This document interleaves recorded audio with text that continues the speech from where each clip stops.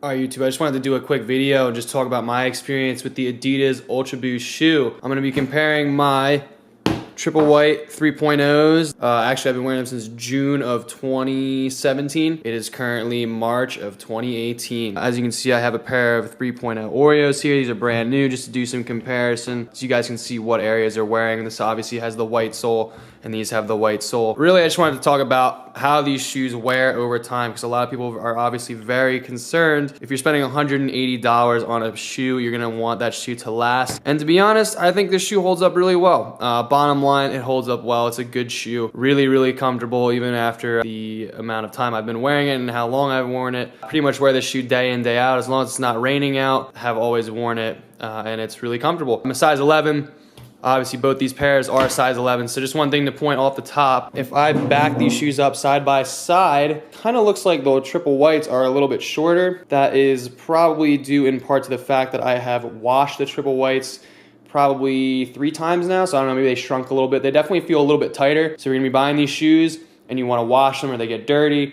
Just make sure to take care and do it in cold water. And I just throw it in the machine. I didn't really give a but yeah, so it definitely got a little bit tighter. Also, over time, the Boost. Yeah, not the most durable. I mean, obviously you can tell that, you know, this is just great. I mean, brand new, fresh sole, looks brand new. And obviously the little dots on the bottom are very, you know, pronounced.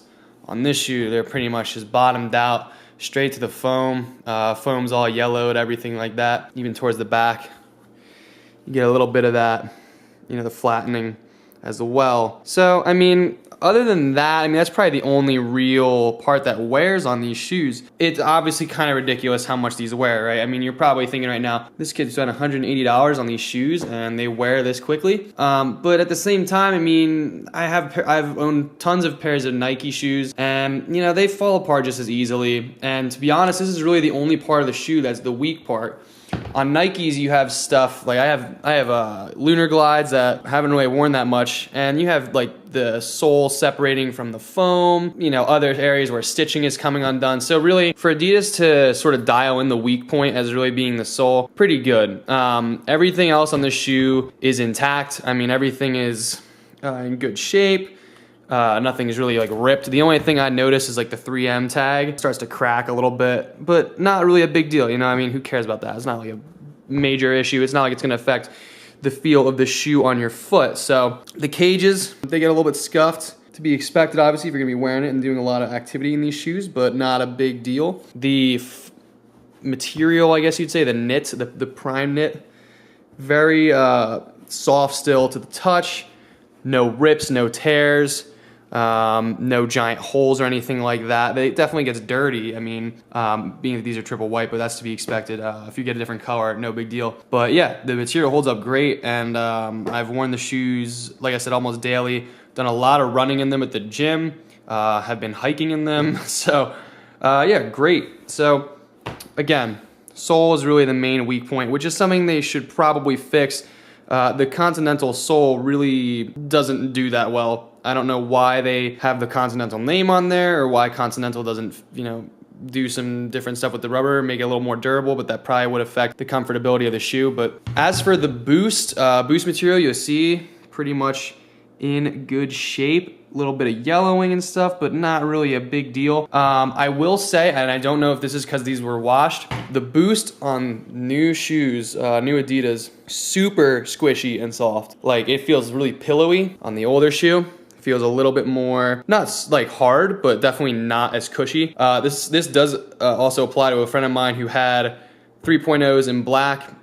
He just got the 4.0s in black, and he never washed his 3.0s at all. And he said the same thing. His 4.0s feel really good. The Boost is just a lot more squishy. So I think just over time, the Boost compresses a little bit. It loses some of its energy return quality, so to speak. So yeah, that's pretty much just one thing I noticed. If you take a look at the insole, let me see if I can get some light in there for you guys.